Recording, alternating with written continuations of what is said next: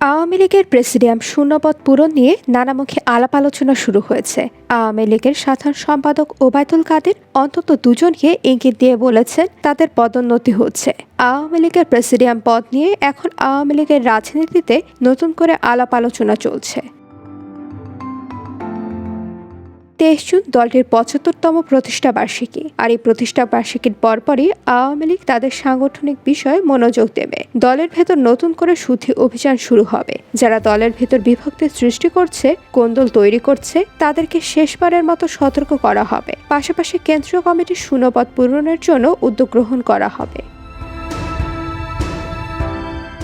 আওয়ামী লীগের প্রেসিডিয়াম শূন্য পদে কারা আসছেন এ নিয়ে বিভিন্ন রকমের আলাপ আলোচনা শুরু হয়েছে। আওয়ামী লীগের মধ্যে যারা অতীতে বিভিন্ন সময় ত্যাগ স্বীকার করেছেন, এবারের নির্বাচনে মনোনয়ন বঞ্চিত হয়েছেন, তাদের কাউকে কাউকে প্রেসিডিয়ামে আনার বিষয়টি নিয়ে ভাবা হচ্ছে।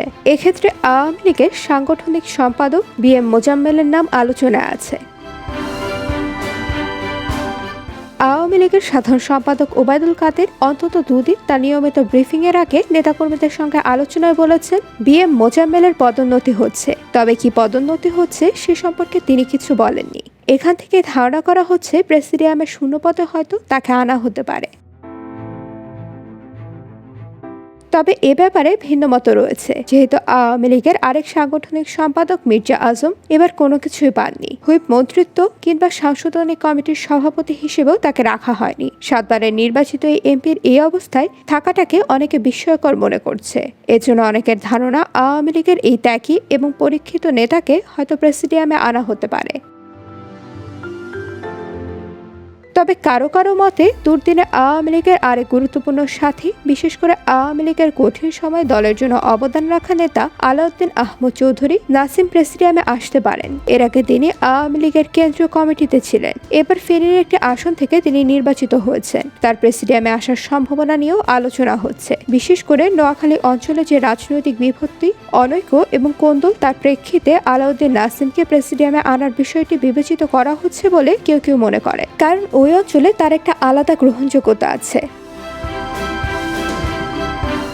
আবার গত নির্বাচনে মনোনয়ন বঞ্চিত হয়ে মহিলা কোটায় সংসদ সদস্য হওয়া মুন্নুজান সুফিয়ানের নাম নিয়েও কথাবার্তা বলা হচ্ছে। তবে অনেকের ধারণা মুন্নুজান সুফিয়ান যেহেতু বয়সে প্রবীণ এবং তার অতীত অবদানের কথা বিবেচনা করে তাকে প্রেসিডিয়ামে আনা হতে পারে। আওয়ামী লীগের একাধিক দায়িত্বশীল সূত্রগুলো বলছে, প্রেসিডিয়ামে বা মন্ত্রিসভায় কে আসবে না আসবে ইত্যাদি সিদ্ধান্তগুলো একান্তই আওয়ামী লীগ সভাপতির নিজস্ব সিদ্ধান্ত। আওয়ামী লীগের কার্যনির্বাহীর বৈঠকে এ ব্যাপারে সিদ্ধান্ত গ্রহণের ক্ষমতা তাকেই দেওয়া হবে। এর আগে কাউন্সিলের বাইরে অ্যাডভোকেট কামরুল ইসলাম, মোফাজ্জল হোসেন চৌধুরী মায়া এবং মোস্তফা জালাল মহিউদ্দিনকে আওয়ামী লীগের প্রেসিডিয়ামে অন্তর্ভুক্ত করা হয়েছে। এখনও প্রেসিডিয়ামে 2টি পদ শূন্য রয়েছে বলে আওয়ামী লীগের কেন্দ্রীয় নেতৃবৃন্দ জানিয়েছেন। IBTV USA news desk.